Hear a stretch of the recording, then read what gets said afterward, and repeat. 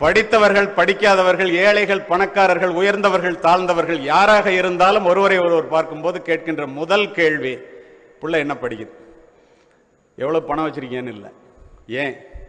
அப்படி என்ன பணத்தை விட கல்வி உயர்ந்தது? அப்படி என்ன பணத்தை விட கல்வியின் மூலம் வருகின்ற அறிவு உயர்ந்தது? அப்படி என்ன பணத்தை விட கல்வியின் மூலமாக அறிவின் மூலமாக பெறுகின்ற ஒழுக்கம் உயர்ந்தது? அது என்ன அப்படி பெரிய உயர்வாது? இந்த இடத்திலே ஒரு நிகழ்ச்சி எனக்கு ஞாபகம் வருகிறது. அதை மகிழ்வோடும் நிகழ்வோடும் உங்களிடம் நான் பதிவு செய்ய விரும்புகின்றேன். 2015ஆம் ஆண்டு ஜூலை மாதம் 15ஆம் தேதி ஒரு மிகப்பெரிய கல்லூரியிலே புத்தக திருவிழாவை துவங்கி வைத்துவிட்டு நானும் மாவட்ட ஆட்சித்தலைவரும் மேதகு மனிதர் அப்துல் கலாம் அவர்களும் குத்து விளக்கை ஏற்றி வைத்து விட்டு வந்து அமர்ந்தோம். உங்களைப் போல ஒரு பெண் எழுந்து கல்லூரி மாணவி இந்தியாவினுடைய மிகப்பெரிய பெருமை என்ன என்று கேட்டார். அடுத்த நொடி அப்துல் கலாம் அவர்களிடமிருந்து பதில் சீறி பாய்ந்தது. நான் இப்போது ஏற்றி வைத்தேனே குத்து விளக்கு, இது இந்துக்களினுடைய அடையாளம். அதை ஏற்றி வைக்க உபயோகித்தேனே மெழுகுவர்த்தி, அது கிறிஸ்தவர்களினுடைய அடையாளம். ஏற்றி வைத்த நானோ ஒரு இஸ்லாமியன். இந்த வேற்றுமையில் ஒற்றுமைதான் இந்தியாவினுடைய மிகப்பெரிய பெருமை என்றார். இதை இந்த இடத்துல ஏன் குறிப்பிடுகின்றேன் தெரியுமா? இந்த கல்லூரிகளை நான் எப்படி பார்க்கின்றேன் என்றால், நான் தினம் தினம் மேடையில் நிற்பவன். மிக உயர்ந்த ஆலயங்களை விட சிறந்ததாக நான் நினைக்கின்றேன். காரணம், நீ கோவிலுக்கு செல்ல வேண்டும் என்றால் ஒரு இந்துவாக இருக்க வேண்டும், மசூதிக்கு செல்ல வேண்டும் என்றால் ஒரு இஸ்லாமியனாக இருக்க வேண்டும், தேவாலயத்திற்கு செல்ல வேண்டும் என்றால் ஒரு கிறிஸ்துவனாக இருக்க வேண்டும். ஸ்ரீ கிருஷ்ணா கல்லூரிக்கு நீ வர வேண்டும் என்றால் மனிதனாக இருந்தால் மட்டுமே போதும். அதுதான் இந்த கல்லூரிகளினுடைய சிறப்பு. கல்வியினுடைய சிறப்பு என்ன? கல்வி ஏழைகளுக்கு செல்வம், செல்வர்களுக்கு அணிகலன், வீட்டிற்கு விளக்கு, நாட்டிற்கு நன்மை, பெண்களுக்கு பாதுகாப்பு. இந்த உண்மைகளை உணர்ந்த காரணத்தினால்தான் படிக்காமல் இருப்பதை விட பிறக்காமல் இருப்பதே மேல் என்றான் பேரறிஞன் பிளேட்டோ. அறியாமை என்பது வெட்கப்பட வேண்டிய ஒன்று, அறிந்து கொள்ள விருப்பம் இல்லாமை என்பது அதனை விட வெட்கக்கேடு என்றான் பெஞ்சமின் பிராங்க்லின். இந்த உலகையே மாற்றக்கூடிய ஒரு ஆயுதம் உண்டு, அந்த ஆயுதத்தினுடைய பெயர் கல்வி என்றார் நெல்சன் மண்டேலா. படிக்க தெரியாத மந்திரியாக இருப்பதை விட படிக்க தெரிந்த ஏழையாக இருந்து இறப்பதுவே மேல் என்று பதிவு செய்தவன் மெக்காலே. பெற்ற பிள்ளை கைவிட்டாலும் கற்ற கல்வி கைவிடாது. மகாத்மா காந்தி. பிறப்பு முதல் இறப்பு வரை உங்களுக்கு உதவக்கூடியது இந்த கல்வி மட்டுமே. நீ எவ்வளவு பெரிய கோடீஸ்வரனுக்கு மகனாக பிறந்தாலும் மகளாக பிறந்தாலும் பெற்றோர்களிடமிருந்து சொத்தை பெறுவதைப் போல எந்த கொம்பனாலும் கல்வியின் மூலம் பெறுகின்ற அறிவை பெற முடியாது. அதுதான் கல்வியினுடைய மிகப்பெரிய சிறப்பு. நம்பிக்கை நிறைந்த பயணத்தை இந்த உலகத்திலே நீ முன்னெடுத்து செல்ல வேண்டும் என்றால் உனக்கு தேவை கல்வி. ரஷ்ய புரட்சிக்கு பிறகு செஞ்சதுக்கத்திலே நின்று லெனின் உரையாற்றிக் கொண்டிருந்தார். கூடியிருக்கின்ற மக்களை பார்த்து, கோடிக்கணக்கான மக்களை பார்த்து சொன்னான். லெனின் சொன்ன ஒன்றே ஒன்று, அமெரிக்காவை விட இந்த ரஷ்யாவை நான் வல்லரசாக மாற்றி காட்ட முடியும். அதற்கு உங்களுக்கு 3 கடமைகள் என்றான். ஒரு மாணவன் எழுந்த முதல் கடமை என்ன என்று கேட்டான். படியுங்கள். ஒரு மாணவி எழுந்து 2வது கடமை பெண்களுக்கு படியுங்கள். ஒரு முதியவர் எழுந்து 3வது கடமை முதியவர்களுக்கு படியுங்கள் என்றே சொன்னான். ஏன் தெரியுமா? யாரெல்லாம் இன்று புத்தகங்களை நோக்கி தலை குனிகிறீர்களோ அவர்கள் அத்துணை பேரும் இந்த உலகத்திற்கு முன்னால் தலை நிமிரலாம் என்ற ஒற்றை காரணம்தான். இந்த இடத்திலே ஒன்றை சொல்லுகின்றேன். 5வது வகுப்பு மட்டுமே படித்த என்னுடைய ஏழை தந்தை, தம்பி நீ மட்டும் நல்லா படிச்சுட்டேன்னா உலகத்தில் எந்த மூலைக்கு போனாலும் ஒழுக்கமா இருந்துட்டேன்னா உன்கிட்ட இருந்து எது போனாலும் இந்த கல்வி மட்டும் போகாதும்பாங்க. நான் அப்போது அதை சாதாரணமாக நினைத்தது உண்டு. ஆனால் அவர்கள் சொன்னதை கேட்டு நான் படித்தது உண்டு. இப்போது இங்கே என்னை அறிமுகப்படுத்தினார்களே, காவல்துறை உயரதிகாரி, நிறைய பதக்கங்களை பெற்றவர். இன்று அதெல்லாம் அல்ல. நான் இன்று காவல்துறை உயரதிகாரி இல்லை. நான் அணிந்திருந்த காக்கி உடைய இடத்திலே இல்லை. நான் வாங்கிய பதக்கங்களை என்னுடைய மார்பகங்களை அலங்கரிக்கவில்லை. மாணவர்களே, என் தந்தை சொன்னதை போல நான் படித்த கல்வி என்னிடத்தில் இருக்கின்ற காரணத்தினால் உங்கள் முன் சிறப்பு விருந்தினராக உலகம் முழுவதும் உரையாற்றுபவனாக இன்று நின்று உரையாற்றிக் கொண்டிருக்கின்றேன். இதுதான் கல்வியினுடைய சிறப்பு. தமிழ் மொழியை பற்றி ஆரம்பிக்கும் போது நண்பர் சபாபதி சொன்னாரே, நீங்கள் பிழைப்பதற்காக எத்துணை மொழிகளை வேண்டுமானாலும் கற்றுக்கொள்ளுங்கள், ஆனால் வாழ்வதற்காக தயவு செய்து தாய் தமிழை படியுங்கள். தமிழ் மொழியிலே இல்லாதது உலகத்திலே எந்த இலக்கியத்திலும் இல்லை. நான் நூற்றுக்கணக்கான சுய முன்னேற்ற புத்தகங்களை ஆங்கிலத்திலும் தமிழிலும் உங்களை போன்ற மாணவர்களுக்கு உரையாற்றுவதற்காக படிப்பவன். ஓதாமல் ஒரு நாளும் இருக்க வேண்டாம். உலக நீதி ஒரு நாள் கூட படிக்காம இருக்காது. இளமையில் கல் ஆத்திச்சூடி. கல்வி கரையில கற்பவர் நாள் சில நாளடியார் எண்ணும் எழுத்தும் கண்ணனத்தகும் கைப்பொருள் தன்னில் மெய்ப்பொருள் கல்வி கொன்றை வேந்தன். ஏராள செல்வத்தை ஈதலினும் பிள்ளைக்கு சீராய் தரும் கல்வி சீர் என்கிறது நபிமொழி குறள். என்னென்ப ஏன எழுத்தென்ப இவை இரண்டும் கண்ணென்ப வாழும் உயிர்க்கு என்கிறார் வள்ளுவர். ஒருமைக்கண் தான் கற்ற கல்வி ஒருவருக்கு எளிமையும் ஏமாப்பு உடைத்து என்கிறான் வள்ளுவன். ஒரு பிறவில நீ படிச்சுட்டேன்னா 7 பிறவிக்கு பிரயோஜனமா இருக்குங்கிறான். மன்னரும் மாசர கற்றோனும் சீர்தூக்கின் மன்னரில் கற்றோன் சிறப்புடையோன் மன்னருக்கு தன் தேசமல்லால் சிறப்பில்லை கற்றோர்க்கு சென்ற இடமெல்லாம் சிறப்பு. ஏன் அப்படி சொன்ன? இவ்வளவு பேரையும் படிங்க படிங்கன்னு எல்லாரும் சேர்ந்து இந்த கல்வி கூடத்தில் இவ்வளவு பெரிய அரங்கத்தில் குளிரூட்டப்பட்ட அரங்கத்தில் அமர்ந்திருக்கின்றீர்களே, நீங்கள் ஏன் படிக்க வேண்டும் தெரியுமா? நீங்கள் ஏன் ஒழுக்கமாக இருக்க வேண்டும் தெரியுமா? பணக்காரர்களுடைய மாளிகையிலே பிறக்கின்ற பிள்ளைகளினுடைய கால்களை கூட தாங்குவதற்கு தோள்கள் காத்திருக்கின்றன. நான் சொல்ற பணக்காரங்கெல்லாம் அம்பானி அதானி. ஒரு பிள்ளை பிறந்தா 4 பேர் தூக்கி தோல்ல வச்சுக்குவோம். நம்மை போன்ற ஏழை குடும்பத்திலே பிறக்கின்ற பிள்ளைகளினுடைய தோள்களுக்கோ சுமைகள் காத்திருக்கின்றன. நாம் ஏன் படிக்க வேண்டும்? நம்முடைய பெருமை என்ன தெரியுமா? பணக்காரர்களினுடைய மாளிகையிலே பிள்ளைகள் பிறக்கும் போதே வளர்ந்தே பிறக்கிறார்கள். நம்மை போன்ற ஏழை குடும்பத்திலே பிள்ளைகள் பிறந்துதான் வளர்கிறார்கள். பிறந்து வளர்வதற்கு படிப்பு வேண்டும்.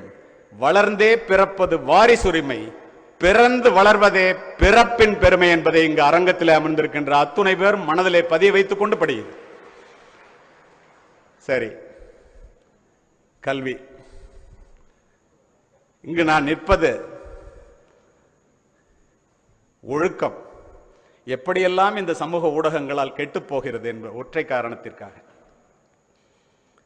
ஒழுக்கத்தை உருவாக்கி வளர்ப்பதுதான் கல்வியினுடைய தலையாய குறிக்கோள்.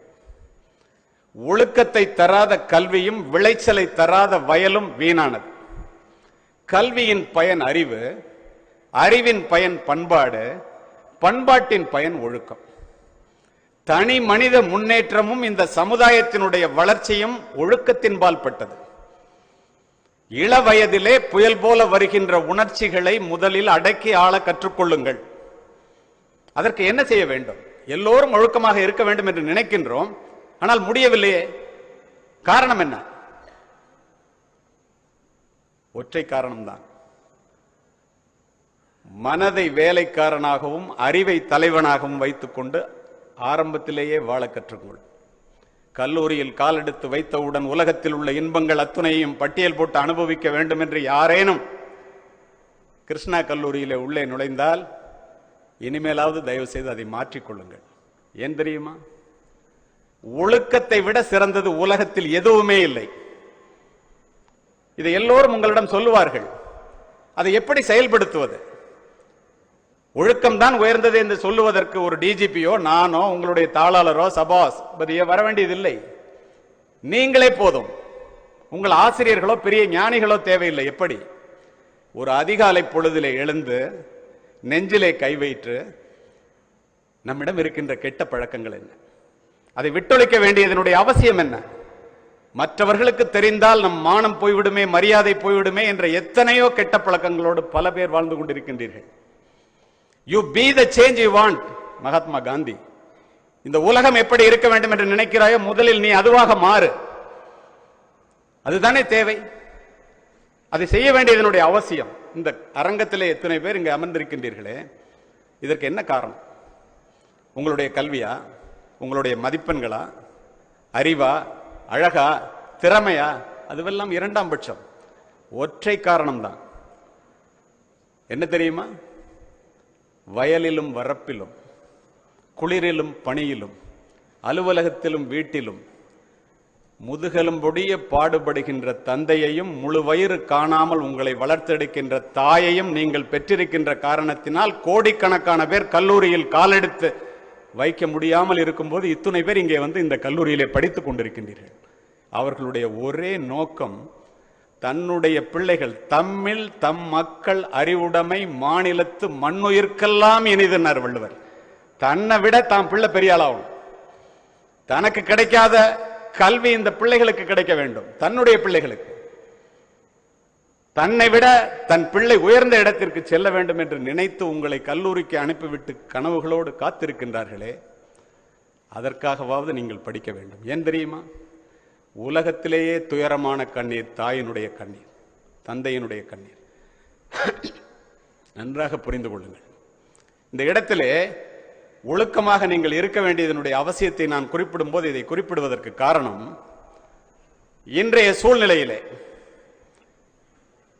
உழைப்பின் வாரா உரு பெறும் செல்வமும், ஒழுக்கம் இல்லா உயர்பேர் அறிவும், மனச்சான்றில்லா மனமகிழ் போகமும், மனிதநேயமற்ற அறிவியல் வளர்ச்சியும், தியாகம் சிறிதிலா இறை வழிபாடும், நெறியில் நீங்கிய வாணிபம், கொள்கை இல்லா அரசியல், இவை அனைத்தும் வீணே வீணே வீணே என்பதை படிக்கின்ற பிராயத்திலேயே தயவு செய்து புரிந்து கொள்ளுங்கள். மனச்சான்றில்லா மனமகிழ் போகம், மனசாட்சிக்கு விரோதமான மகிழ்ச்சி, சிறப்புடை மரபின் பொருளும் இன்பமும் அறத்து வழிபடும் என்று 2000 ஆண்டுகளுக்கு முன் சொன்னவன் தமிழன் புறநானூற்றிலே. உன் மகிழ்ச்சி உன்னை வரணும்டா அப்படின்னா அது முறையான வழியில் வந்திருக்கணும், தவறான வழியில் வரக்கூடாது. அரண் ஈனும் இன்பமும் ஈனும் திறனறிந்து தீதின்றி வந்த பொருள்னார் வள்ளுவர். உனக்கு வர்ற மகிழ்ச்சி உடல் பூர்வமான மகிழ்ச்சி, உள்ள பூர்வமான மகிழ்ச்சி, வருகின்ற பணம் முறையான வழியில் வரணும்டா, இல்லைன்னா நீ உருப்பிட முடியாது. மனசுக்கு அமைதியே தராதுன்றார். முறையான வழின்னா என்ன? ஆபிரகாம் லிங்கன் ஜனாதிபதியாக இருக்கும் போது தன் மகள் படித்த பள்ளியினுடைய தாளாளருக்கு ஒரு கடிதம் எழுதினார். கடிதத்திலே மிக அருமையானது ஒரு கடிதம், அத்தனை பேரும் படிக்க வேண்டிய ஒன்று. அதிலே ஒரு வரி, உழைப்பின் மூலமாக வருகின்ற $1 உழைப்பு இல்லாமல் வருகின்ற $100 விட சிறந்தது என்பதை என்னுடைய மகளுக்கும் உடன் படிக்கின்ற பிள்ளைகளுக்கும் சொல்லித்தாருங்கள் என்று எழுதினார். அப்படி என்றால் இந்த இடத்திலே இன்றைய காலகட்டத்திலே ஒழுக்கம் கெடுவதற்கு மிக மிக அவசியமாக முக்கியமான காரணியாக எது இருக்கின்றது? ஆப்பிள் போனை கண்டுபிடிச்ச ஸ்டீவ் ஜாப் இன்றைக்கு உயிருடன் இல்லை. அவர் சொன்னதை அவருடைய வரிகளிலேயே உங்களுக்கு பதிவு செய்கின்றேன். Apple proved that a cell phone can change the world within 10 years. Every once in a while a revolutionary product comes along that changes everything. My magical product, that is Apple, reshaped the culture, shaken up the industries, put computer in millions of packets and made it possible to do anything and everything within a few taps on the screen. அவன்கிட்ட போய் கேட்டாங்க, உன் பிள்ளைங்க எல்லாம் எப்படி use பண்றாங்கன்னு. They are not matured enough to use cell phone. They are only in the college beginning. நம்ம பேரப்புள்ள பிரமாதமா செல்போன் யூஸ் பண்ணுதுன்னு சொல்லி 100 பேர்கிட்ட சந்தோஷப்படுவோம். எதை எந்த வயதிலே எதற்காக யூஸ் பண்ண வேண்டும்? It is an internet jungle. Cellphone என்பது மிகப்பெரிய வரம். 34 லட்சம் ஃபாலோவர்ஸ் வச்சிருக்காரு. ரோம் நகர்ல போப்பாண்டவர் உரையாற்றும் போது சொல்றாரு, செல்போனை செல்ஃபி எடுக்கிறதுக்காக உயர்த்தி பிடிப்பதை விட உங்களுடைய மனதையும் அறிவையும் உயர்த்துக் கொள்ளுங்கள் மாணவர்களே மாணவிகளே என்று சொல்லிவிட்டு சொல்லுகின்றார். இறைவனுக்காக ஒதுக்குகின்ற நேரத்தில் கூட எல்லாரும் செல்போனை நோண்டிட்டு இருக்காங்க. இதுக்கு பிரீஸ்ட் ஃபாதர் கூட விதிவிலக்கு இல்ல. குடும்பத்தோட உட்கார்ந்து சாப்பிடுற டைனிங் டேபிள்ல கூட ஒருத்தர் முகத்தை பார்க்காம இருக்கிறாங்க. இந்த நிலை மாற வேண்டுமே என்று என்னுடைய இதயம் கணக்கிறது என்று சொல்றார். பல கோடி பேர் அவருடைய உரையை கேட்பதற்காக நிற்கின்றார்கள். இப்படிப்பட்ட சூழலிலே இன்றைய சூழ்நிலை என்ன? காவல்துறை அதிகாரியாக, முன்னாள் காவல்துறை அதிகாரியாக நான் கற்றதையும் பெற்றதையும் இந்த அவையிலே பதிவு செய்கின்றேன். கல்லூரி வளாகங்களிலே ஆபாச படங்களினுடைய தாக்கம் அதிகமாக இருக்கின்றது. ஒரு பேர் மிகப்பெரிய கணக்கெடுப்பு நடத்தினார்கள் நண்பர்களே. கணக்கெடுப்பினுடைய முடிவு பெற்றோர்களை மட்டுமல்ல, மாணவர்களையும் மாணவிகளையுமே அதிரச் செய்தது. 100 கல்லூரிகளிலே 1000 மாணவர்களிடம் எடுத்திய கணக்கெடுப்பின்படி 67% மாணவர்களும் 31% மாணவிகளும் நகர்ப்புறங்களிலே, மும்பை, சென்னை, கல்கட்டா, நல்ல வேளை இந்த மாதிரி ஒரு இடத்துல இருக்கிறீங்க, செல்போனை தவறாக உபயோகிக்கிறார்கள், ஆபாச படங்களை பார்க்கிறார்கள், அதை தங்களுக்குள் பகிர்ந்து கொள்கிறார்கள் என்ற முடிவு அனைவரையும் அதிர்ச்சியிலே ஆழ்த்தியது. ஃபேன் பிக்ஷன் எனும் இணையதளங்களை, காமரசம் ததும்பும் இணையதளங்களை பார்த்த இந்திய மாணவர்களின் எண்ணிக்கை இந்த ஆண்டு 1 கோடியை தாண்டுகிறது. செல்போன் ரிப்பேர் கடன் ஊருக்கு ஊர் வச்சிருக்கான். ஆசிரியர்களும் பெற்றோர்களுமாக அமர்ந்திருக்கின்ற இந்த அவையிலே இதனை நான் பதிவு செய்ய விரும்புகின்றேன். ஒரு இடத்துல கூட செல்போன் ரிப்பேர் பண்ண மாட்டான். 50 ரூபா கொடுத்தா ஆபாச படத்தை தரவிறக்கம் செய்து தருகின்றான். எத்தனை பேருக்கு தெரியும்? நாம் எங்கே போய் கொண்டிருக்கின்றோம்? இந்த சூழலிலே நீங்கள் என்ன செய்ய வேண்டும்? ஒவ்வொருத்தரும் எல்லாருமே செல்போன் யூஸ் பண்ணாம இருக்க முடியாது. யூஸ் பண்ணித்தான் ஆகணும். அதை யூஸ் பண்றதுல இந்தியால 81% பேர் செல்போன் யூஸ் பண்றாங்க. 50% மேல் பெற்றோர்கள் செமிலிட்ரேட்ஸ். அதுதான் இளையவர்களுடைய பெரிய பலமாக மாறி போய்விட்டது.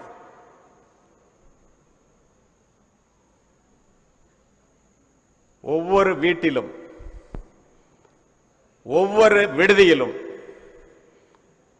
இளைஞர்கள் போர்வைக்குள்ளே 9 மணிக்கு மேல் எரிகின்ற செல்போன் வெளிச்சத்தால் பல குடும்பங்கள் இருளிலே மூழ்கி கொண்டிருக்கின்றன என்பதை இந்த அவையிலே நான் பதிவு செய்கின்றேன் காவல்துறை அதிகாரியாக. இதில் இருவேறு கருத்துக்கு இடமே இல்லை. இதை நான் இந்த இடத்திலே சொல்லுவதற்கு காரணம், இந்த செல்போனுடைய பயன்பாட்டில் எந்த அளவுக்கு பிரச்சனைகள் அப்படிங்கிறத கண்ணுக்கு கண்ணாக நேருக்கு நேராக சபாபதி கூறியதை போல பார்த்துவிட்டு நான் உங்களிடம் பேசிக் கொண்டிருக்கின்றேன். உங்களுக்கு ஒரு 2-3 இன்சிடென்ட் சொல்றேன். ஜிண்டால் அப்படின்னு ஒரு பல்கலைக்கழகம். அந்த ஜிண்டால் பல்கலைக்கழகம் சட்ட கல்லூரியிலே 3ஆம் ஆண்டு படிக்கின்ற ஹிருத்திக், கரண், சின்கா என்று 3 மாணவர்கள். தமிழகத்திலிருந்து ஒரு பெண் அங்கு சென்று MBA சேருது. அம்மா அப்பா 2 பேரும் டீச்சர்ஸ். ஜட்ஜ்மெண்ட் வந்துருச்சு, அதனால சொல்றேன். பெண்ணினுடைய பெயரை சொல்லக்கூடாது என்பதனால் சொல்லவில்லை, வாழ்க்கை கருதி. இந்த இடத்துல அந்த ஹிருத்திக் என்பவன் மிகப்பெரிய பணபலமும் அரசியல் பலமும் உடையவன். அவன் என்ன பண்றான், இந்த பொண்ணை நான் கல்யாணம் பண்ணிக்கிறேன், காதலிக்கிறேன்னு ஏமாத்தி கெடுக்கிறனா இல்லையா பாருன்னு சேலஞ்ச் பண்ணிட்டு ஃபேஸ்புக்கில் ஃப்ரெண்ட் ரிக்வெஸ்ட் கொடுக்குறான். அந்த பொண்ணு 3 தடவை அவாய்ட் பண்ணிடுது. திரும்ப திரும்ப கொடுத்தோன்னு அக்செப்ட் பண்ணுது. அங்கதான் அதுக்கு சனியம் பிடிக்குது. அக்செப்ட் பண்ண உடனே முகம் தெரியாதவர்களுடன் ஃபேஸ்புக்கில் ஃப்ரெண்ட்ஷிப் வச்சுக்காத, ஃபேஸ்புக்கில் ஃப்ரெண்ட் ரிக்வெஸ்ட் நீ கொடுக்காத. அது எங்க போய் முடியுங்கிறதுக்கு இந்த உதாரணத்தை சொல்றேன். நட்பாகிறது, நட்பு காதலாக மாறுகிறது. இந்த பேதை பெண் உண்மை என்று நம்புகின்றாள். ஒரு நாள் சொல்றான், நான் தான் உன்னை கல்யாணம் பண்ணிக்க போறேன்ல, உன்னுடைய படம் ஒன்ன ஒரு ஆபாச படத்தை எனக்கு அனுப்புங்கிறான்.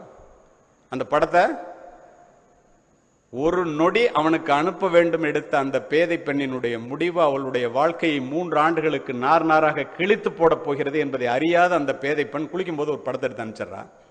ஆப்பிள் ஐக்ளவுட்ல வச்சுக்கிட்டு யூனிவர்சிட்டி வெப்சைட்ல போட்டுருவேன்னு சொல்லி பயமுறுத்தியே தான் மட்டுமின்றி தன்னுடைய நண்பர்களுக்கும் விருந்தாக்கி விட்டான்.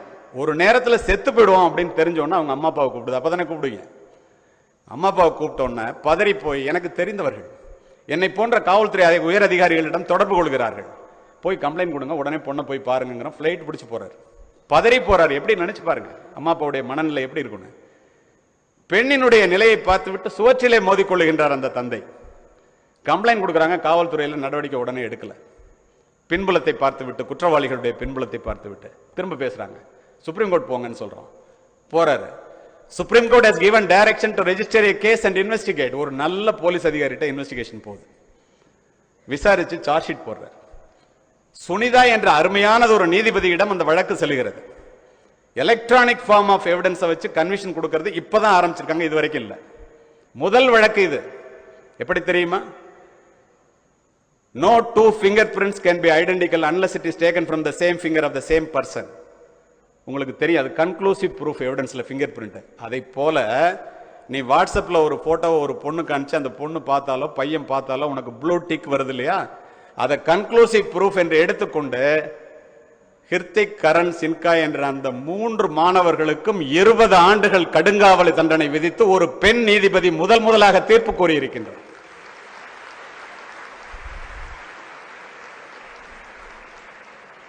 நினைத்து பாருங்கள். சாதாரணமா ஒரு ஃப்ரெண்ட் ரிக்வெஸ்ட் வந்து யாருன்னு தெரியாம அக்செப்ட் பண்ணி அவனை யாருன்னே தெரியாம லவ் பண்ண ஆரம்பிச்சு கனவுகளோடு காத்திருக்கின்ற பெற்றோர்களினுடைய சொல்லை கேட்காமல் போனதனுடைய விளைவு. சமீபத்திலே ஒரு வாரத்திற்கு முன்னால் தமிழ்நாட்டிலே ஒரு ஜட்ஜ்மெண்ட் என்ன தெரியுமா நண்பர்களே? பொண்ணு வந்து காலேஜுக்கு போகணும்னா ஒரு மிஸ்டு கால் கொடுத்தா ஆட்டோ டிரைவர் வருவார். நான் சொல்லுவது அத்துணையும் கதை அல்ல, நிஜம். ஆட்டோ டிரைவர் வருவார். ஆட்டோ டிரைவருக்கு ஒரு மிஸ்டு கால் கொடுக்குறான். பக்கத்தில் ஆட்டோ டிரைவரோட இன்னொருத்தன் உட்காந்துருக்கான். அவன் அந்த நம்பரை நோட் பண்ணிக்கிறான். இந்த ஆட்டோ டிரைவர் போய் இந்த பொண்ணை அழைச்சிட்டு போகும்போது யூ ஆர் சோ கியூட் அப்படின்னு ஒரு மெசேஜ் வருது. ஒற்றை வரி மெசேஜ். அதை படிச்ச உடனே கனவுல மிதக்க ஆரம்பிச்சிருது அந்த பொண்ணு. இந்த இடத்துல உங்களெல்லாம் ஒன்று சொல்றேன், உங்கள்கிட்ட எவனாவது வந்து உலகத்திலே நீ தான் அழகா இருக்கேன்னு சொன்னான்னா தயவு செய்து நம்பாதீங்க, நீ ஒளிய போறன்னு அர்த்தம். உனக்காக நான் எதை வேணாலும் செய்வேன்னு சொன்னான்னா இவனுக்கு செய்யறதுக்கே அவன்கிட்ட ஒன்றும் இருக்காது. உனக்காக என்ன செய்வான்? தயவு செய்து யோசியுங்கள்.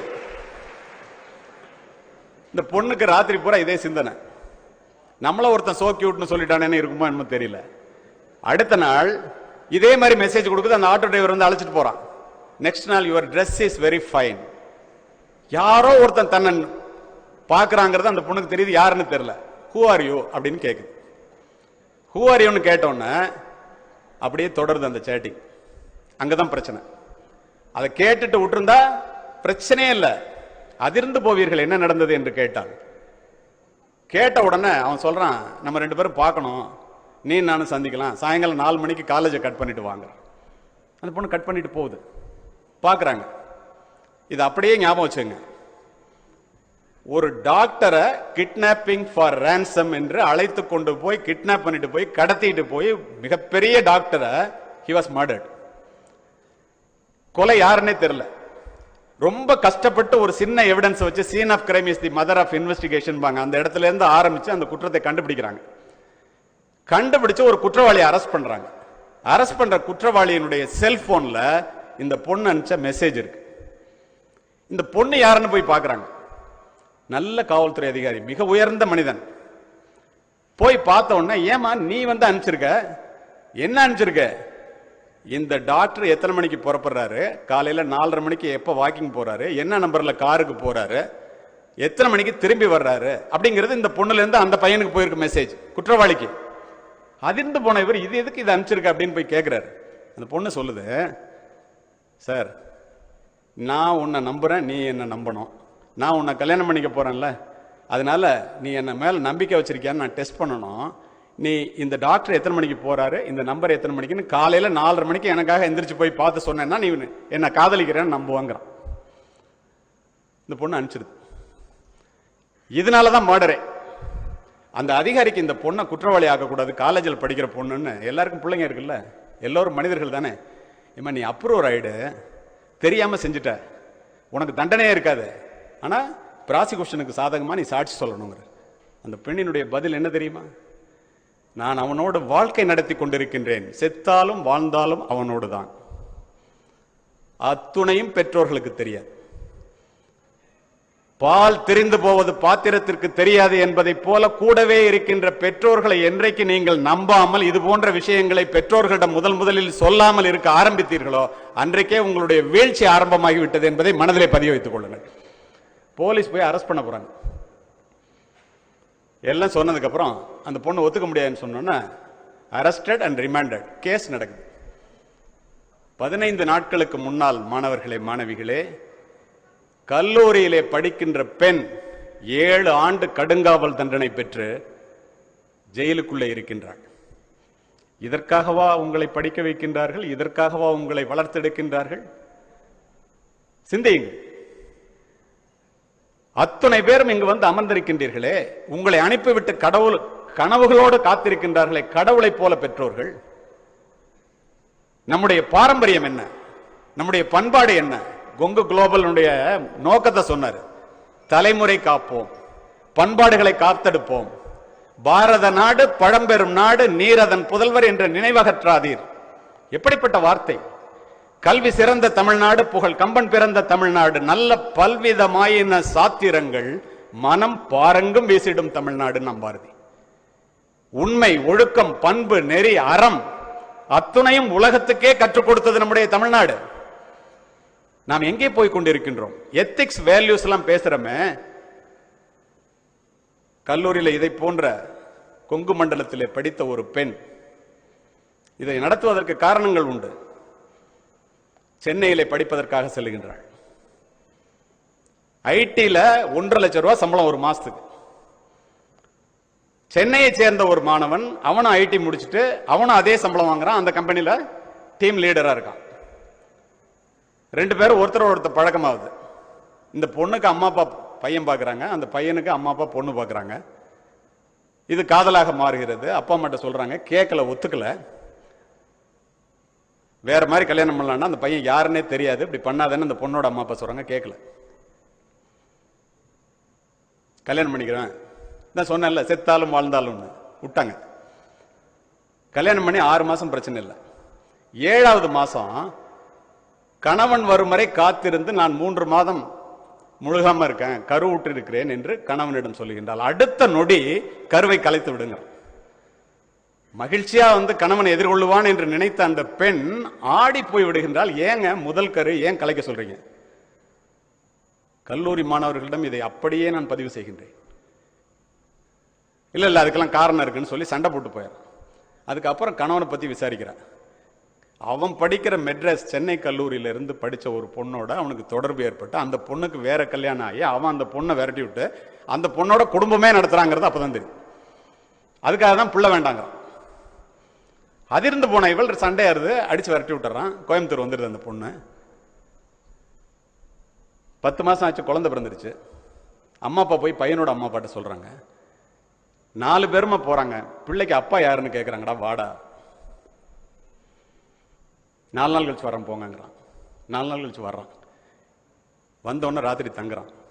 மருமகன் மனம் திருந்தி வந்து விட்டான் என்று மகிழ்ச்சி கடலிலே ஆளுகின்றார்கள். இதை போன்றது ஒரு சூழ்நிலையிலே அன்று இரவு தான் ஆடாவிட்டாலும் தசையாடும் என்று சொல்லுவார்கள் அல்லவா. திடீர்னு அந்த தாய் முழிச்சு பார்க்குறா, பக்கத்தில் குழந்தைய காணும். பக்கத்தில் படுத்திருந்த கணவனை எழுப்பி குழந்தை எங்கன்னு கேட்குறான். அவன் முழிச்சுக்கிட்டு படுத்திருக்கான். பின்னாடி கிணத்துல போய் பாரு, தூங்குதுங்கிறான். தான் பெற்ற குழந்தையை தானே கிணற்றிலே தூக்கி எறிந்து வீசி எறிந்து கொன்று விட்டான். நேரம் கருதி அந்த இன்னொரு இன்சிடென்ட் நான் சொல்லல. சேம் ரிப்ளிகா 2 பேரும் சென்னை பெங்களூர்ல வேலை பார்க்குறாங்க. இவன் கிணற்றுல போட்டுக் கொள்றான், அவன் செவுத்துல போட்டுக் கொள்றான், செவுத்துல அடிச்சு கொள்றான். எதற்காக இந்த படிப்பு? உங்களுக்கு எத்திக்ஸ் வேல்யூஸ் எல்லாம் பேசுறமே, எதற்காக? இது எப்படிப்பட்ட நாடு தெரியுமா? பெண்களினுடைய உரிமையை பற்றி லண்டன்ல கேம்பிரிட்ஜ் யூனிவர்சிட்டியில விவேகானந்தர் உரையாற்றுகின்றார். அந்த உரை மிகப்பெரிய உரைவீச்சு. அந்த உரைவீச்சு முடிந்தவுடன் எட்வின் மெர்வின் என்ற ஆங்கிலேய பேராசிரியர் எழுந்து, பெண்களை அடிமைப்படுத்துகின்ற கொடுமைப்படுத்துகின்ற நாட்டிலிருந்து எங்களுக்கு பெண்ணின் பெருமையை பற்றி சொல்லுகின்றீர்களா என்று விவேகானந்தரை அவமதிக்கும் நோக்கத்தோடு ஒரு கேள்வியை வைக்கின்றார். அடுத்த நொடி வீரத்துறவி விவேகானந்தரிடமிருந்து பதில் சீறி பாய்ந்தது. என்ன சொன்னார் தெரியுமா? பேராசிரியர் எட்வின் மெர்வின் அவர்களே, யாரிடம் பேசுகிறீர்கள்? யார் பெண்களை அடிமைப்படுத்துவது? நான் சொல்லுகின்ற பதிலை கேட்டுவிட்டு யார் பெண்களை அடிமைப்படுத்துவது, உங்கள் தேசமா என்னுடைய தேசமா என்று முடிவு செய்து கொள்ளுங்கள் என்று சொல்லிவிட்டு, இந்தியாவிலே நாங்கள் மனைவியை தவிர மற்ற பெண்களை தாயாக பார்க்கின்றோம். உங்கள் மேலை நாட்டிலே உன்னுடைய தாயை தவிர மற்ற பெண்களை நீ மனைவியாக பார்க்கின்றாய். யார் பெண்களை அடிமைப்படுத்துவது என்று கூறினார். அரங்கமே அதிர்ந்து போனது. 2 பெண்கள், தமிழகத்து பெண்கள், சென்ற மாதம் அமெரிக்காவிலே அட்லாண்டாவிலே பேசுவதற்காக நான் சென்றிருக்கும் போது மகளிர் மாநாட்டிற்காக வந்திருந்தார்கள் நண்பர்களே. மாநாட்டு தலைவியினுடைய நடை உடை பாவனைகளை பார்த்துவிட்டு நம்முடைய பெண்கள் வியந்து போய் அவர்களை பார்த்து கொண்டிருக்க, அந்த பெண் மாநாட்டு தலைவி 1000 பேர் அமர்ந்திருக்கின்ற, பல நாட்டு பெண்கள் அமர்ந்திருக்கின்ற மேடையிலிருந்து கீழே நேராக வந்து, உங்களிடம் நாங்கள் தோற்று போய்விட்டோம். அதிர்ந்து போனவர்கள், எங்கேயோ வளர்ந்துட்டீங்க நீங்க, எங்களை பார்த்து எப்படி சொல்றீங்களே, எங்கள்கிட்ட தோத்து போயிட்டோம். அடுத்த பதில் என்ன தெரியுமா? உலகமே போற்றுகின்ற ஒருவனுக்கு ஒருத்தி என்ற உடன்பாட்டை நீங்கள் இதுவரை உடைக்கவில்லை, நாங்கள் உடைத்து விட்டோம், அதனால் உங்களிடம் தோற்று போய்விட்டோம் என்று. அப்படிப்பட்ட நாட்டுக்கு சொந்தக்காரர்கள். அதை தொடர வைக்க வேண்டும், தலைமுறைகளை காக்க வேண்டும், நம்முடைய பண்பாடு தொடர வேண்டும் என்பதற்குத்தான் சபாபதி அவர்கள் இப்படிப்பட்ட ஒரு கூட்டத்தை எல்லா கல்லூரிகளிலும் ஏற்பாடு செய்ய வேண்டும் என்று உங்களுடைய நலன் கருதி உருவாக்கப்பட்ட கூட்டத்திலே ஒன்று இது. யங் என்டர்பிரினர்ஸ் மீட்டிங்னு ஒன்று நடந்துச்சு அமெரிக்காவில், டல்லஸ்ல. அதில் உரையாற்றுவதற்காக செஞ்சிருந்தேன். அவர் சொன்னார், ஒரே சின்ன பையன்கள்லாம் பெரிய பெரிய மல்டி மில்லியனரா எப்படி வந்தாங்களோ அத்தனை பேருக்குரிய கூட்டம். அதில் உரையாற்றுவதற்காக சென்றிருந்தார். வந்தவொன்னு பேசுறாரு, நான் செஞ்ச மொதல் வேலை தேவையில்லாத வாட்ஸ்அப் குரூப் எல்லாம் பிளாக் பண்ணேன், தேவையில்லாத FB அக்கௌண்ட் எல்லாத்தையும் க்ளோஸ் பண்ணேன். என்னுடைய செல்போன் எனக்கு பேசுறதுக்கு மட்டும்தான், நான் படிச்சு வாழ்க்கையில் முன்னுக்கு வந்ததுக்கு அப்புறம் அதெல்லாம் பார்த்துக்கலாம் அப்படின்னு முடிவு பண்ணிட்டேன். அதனாலதான் நான் இன்னைக்கு இங்க வந்து நிக்கிறேன்னு. அரை மணி நேரத்துக்கு மேல நான் செல்போன் யூஸ் பண்றதே இல்லைங்க. ஒரு நாள் கூட. உலகம் முழுவதும் என்னை எடுத்து சென்றது இந்த செல்போன் என்பதை நான் அறிவேன். யூட்டிலிட்டி ஆப்ஸை பயன்படுத்துறது 19% பேர், 81% இளைஞர்கள் தவறானவற்றிற்கே உபயோகப்படுத்துகின்றீர்கள். அதனால் தான் தடுமாறி போய் நிற்கின்றீர்கள் வாழ்க்கையிலே. பல்லு விளக்கிறத எடுத்து போட்டோ போட்டுட்டு எத்தனை லைக் வந்துச்சுன்னு 10 தடவை பாக்குறீங்க, நீ எல்லாம் எப்படி உருப்பட முடியும்னு சொல்றான். நினைச்சு பாரு. அப்ப நம்ம எங்க போயிட்டு இருக்கோம்? எவ்வளவு தவறான வழியிலே போய் கொண்டிருக்கின்றோம். நீங்கள் சாதிக்க பிறந்தவர்கள், எவ்வளவு நல்ல வேலைகள் இருக்கிறது. 168 பயணிகளை சுமந்து கொண்டு ஒரு விமானம் மத்தியதரை கடலிலே 25,000 அடி உயரத்திலே பறந்து கொண்டிருந்தது நண்பர்களே. திடீரென்று ஒரு வெடிச்சத்தம், புகை மண்டலம், மரண ஓலம் 10,000 அடிக்கு வந்துருச்சு. காக்பிட்ல இருந்து பைலட் வந்து எல்லாரும் லைஃப் ஜாக்கெட்டை போட்டுங்க, தண்ணியில் உள்ள போறீங்க. துணை விமானி மட்டும் விடாம ஆன் பண்ணி பார்த்துட்டு இருக்கான். திடீர்னு கிரீன் லைட் எரியுது. 5,000 அடி உயரத்துக்கு வந்துருச்சு. காக்பிட்டுக்குள்ள பைலட்டும் போய் 2 பேரும் சேர்ந்து முயற்சி பண்றான். என்ஜின் ஆன் ஆயிடு. தண்ணீரை தொட இருந்த விமானத்தை மீண்டும் மேலே ஏற்றுகிறார்கள். காரணத்தோடு பதிவு செய்து முடிக்கின்றேன். எமர்ஜென்சி லேண்டிங்னு பக்கத்து நாட்டில் தரையிறக்கிறான். 168 பேர், பல நாட்டுக்காரர்கள் வெளியில வர்றாங்க. நண்பர் விஜயகுமாரை போல பத்திரிகை நண்பர்கள் அங்கு நின்றவர்கள் போய் கேட்கிறாங்க, இறப்பினுடைய விளிம்பை தொட்டு விட்டு வந்தீர்களே, கடைசியாக என்ன நினைத்தீர்கள்? ஒவ்வொருத்தரும் ஒவ்வொன்றும் சொல்றான். பேங்க் பேலன்ஸ் அனுபவிக்காம போறனே, அழகான மனைவியை விட்டு போறனே, நாட்டை விட்டு போறனே, வீட்டை விட்டு போறனே, என்னுடைய பிள்ளைகளை அனாதையாக விட்டு விட்டு இறக்கப் போகிறோமே என்று கதறி கதறி அழுதேன் என்று பதிவு செய்த 11 பேரும் இந்திய தந்தைகள் என்பதை மனதிலே பதிவு வைத்துக் கொள்ளும். இந்த கல்லூரியானது, கொங்கு குளோபல் அறக்கட்டளையானது இதுபோல சமுதாய பணிகளிலே ஆள்போல் தலைத்து அருகுபோல் வேரூன்றி நலமுடனே முன்னேற ஞானமுடன் சிந்திக்க வேண்டும். அமைதி காத்த அத்துணை நல்ல உள்ளங்களுக்கும் வாய்ப்பு கொடுத்த நிர்வாகத்திற்கும் நன்றி, வணக்கம்.